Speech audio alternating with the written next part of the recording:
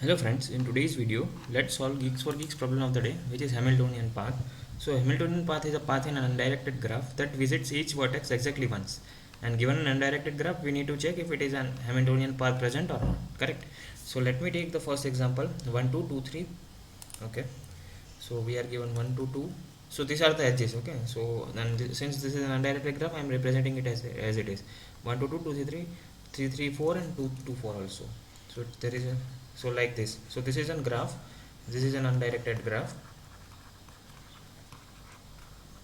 and we need to find if there exists an Hamiltonian path or not, right?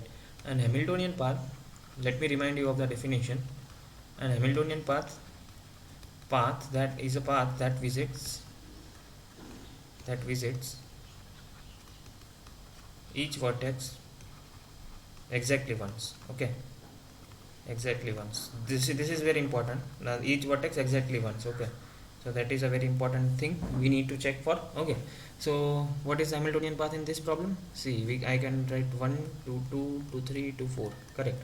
Or this is also Hamiltonian path, or this also is a Hamiltonian path. Yeah, so both of them are valid answers, but yeah, just we need to check, we need to return a boolean flag, or which is a true or a false, to find out whether there exists an Hamiltonian path or not. Okay, now let me take one more example, which is second example, which is 1 2 2 3 and 2 4. So 1 2 2 2 2 3 and 2 2 4, correct? So this is my undirected graph according to the question. Okay, so now I need to find if there is an Hamiltonian path or not. Hamiltonian path is a path that visits each vertex exactly once. Each vertex exactly once. Both are the keywords. Each vertex means all vertex should be visited and exactly once, which is also an important keyword to remember what is an Hamiltonian path. And yeah, you can similarly remember Eulerian path and Hamiltonian circuit and all of that, right? But see, in this graph, we can clearly see that there does not exist an Hamiltonian path. See, I can go till 1 2 and 1 to 2 and 2 to 4, or 1 to 2 and 2 to 3, correct? But see, I can see that there is one vertex remaining, which is 3, which is left unvisited, and similarly here 4 is also unvisited. So that means there exists no Hamiltonian path for this problem, right? So I would return a false. Hamiltonian path does not exist, return false, correct? So now how would you solve this problem, right? See, let me take one simple example of an hexagon. Okay, or I would say not a hexagon actually, but assume that this is a graph. Okay, now if I tell you that find me the Hamiltonian path starting with 1, if there exists an Hamiltonian path starting with 1, right?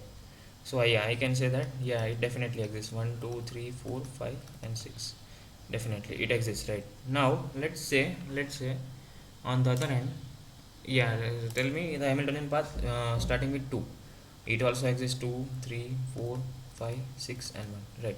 So it also exists, right? Now for in this graph I can say that if I start with any of the vertex, if I start with any of the vertex, then there exists an Hamiltonian path corresponding to starting with that vertex, correct? Then Hamiltonian path exists, correct? So I hope you have got the definition of Hamiltonian path. See, now there is one trick, cache. Okay, now let me do one thing. So what if I remove this edge? Okay, now let me start with 1. Yeah, okay, sorry, my pen got changed. uh,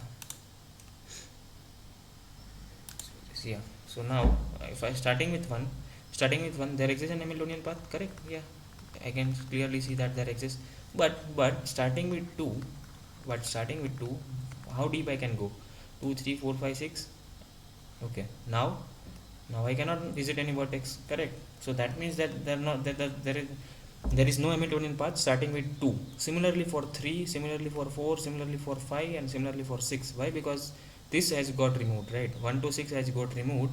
So that made all of the Hamiltonian path false, means there is no Hamiltonian path starting with 2 3 4 5 and 6, correct? So that gives us the idea, or I would say an approach to solve this problem. What would be the approach for each vertex?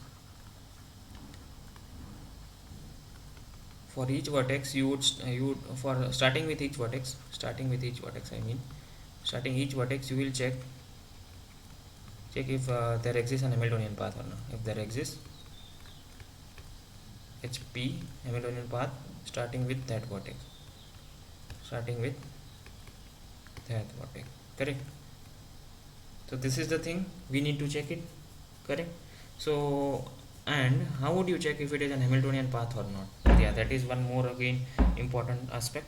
So we will maintain one variable called count. See, the problem is boiling down to DFS only, right?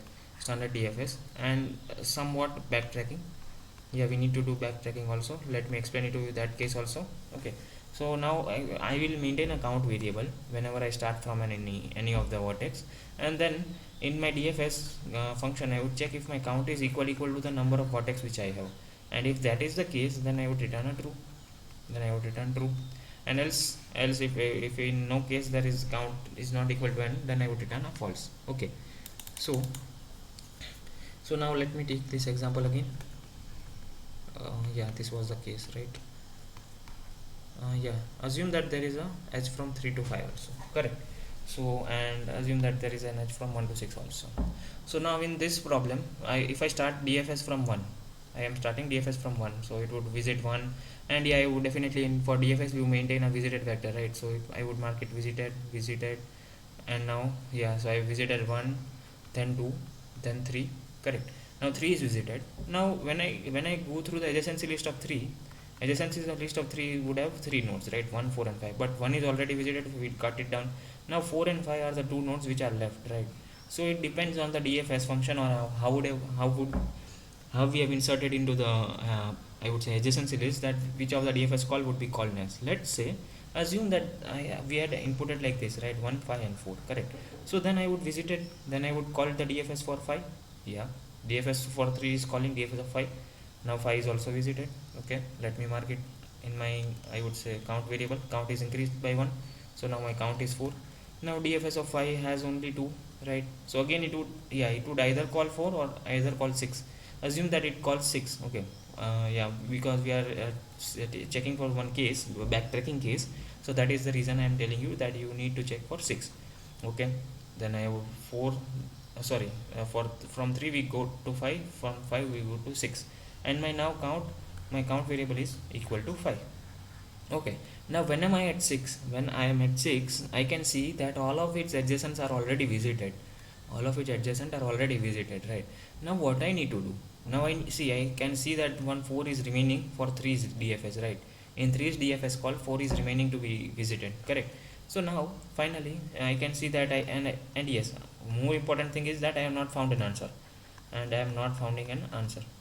because my count is 5 and the nodes which I have is 6, correct. So this is not equal, and I would return a false. But before returning a false, I also need to mark this unvisited. Okay, so this is the case. So now DFS of 6 was called by DFS of 5. Now 5 would do two things, correct. 5 would call 4 also, right? So now I would mark 4 as 1, correct. Now but whenever we see the adjacents of 4, both of them are visited, and my count variable remains the same, 5, right? Now what would be the path? 1, 2, 3, 5 and 4. Okay, so this would be the path, but see, still the number of count of nodes is 5 only, but I have 6 nodes, correct. So that means I need to backtrack from here also. So I would mark visited of 4 as 0. Also now visited of 5 was called from visited of 3, so this is also 0, because this is not returning us an answer, correct, while backtracking. So now again I am at 3. Again I am at 3. Now I would try to call DFS of 4, correct. So DFS of 4, mark it visited. Then DFS of 4 definitely would call visited of 5, we mark it visited. Then DFS of 5 would call DFS of 6 and mark it visited. And now if I check the count variable, count is 6 and my number of nodes is also 6. So finally I would return a true. Finally, okay. So keep this case in mind if you are not getting the backtracking logic, right? While we are making visited of, I would say, why we are making visited 0. So that is very important thing. This is standard backtracking problem, but yeah. So let me show you the code quickly. So I am making a graph of I would say, after the edges, I am given the edges, I am making a graph corresponding to it. And yeah, see, this is okay, one mistake I made. Yeah, So I'm taking one visited vector to be false initially, and I'm starting with, see, I need to iterate for all the nodes, right? I need to start with all the nodes and check if there is exists an Hamiltonian path for starting with any node. So in count equal to 1, I am taking count variable equal to 1, and if my DFS is returning true, then I would return true, else false. Now let's move on to the DFS call. See, initially if my count variable is equal to the number of nodes I have, then I would return a 1, else I would mark visited of node to be 1. And this is a simple DFS call, right? Simple DFS call. See, if the node is not visited, I would call the DFS for it, and I would increment my count variable, correct? And finally, if this DFS returns a true, I would return a true. And see, this is very important condition. And finally, while, see, if I am not finding any path, I would mark visited of node to be 0, and finally I would return a false, because there exists no Hamiltonian path corresponding starting with that vertex, correct? Let me try to submit the code. Yeah, so it is passing all of the keys. I would paste the code in the description, or I would say in the comments anywhere. But do not forget to subscribe to the channel, and in case if you have any doubts, comment it down. I would try to explain it to you again. Thank you for watching, and do not forget to subscribe to the channel and like the content. Thank you.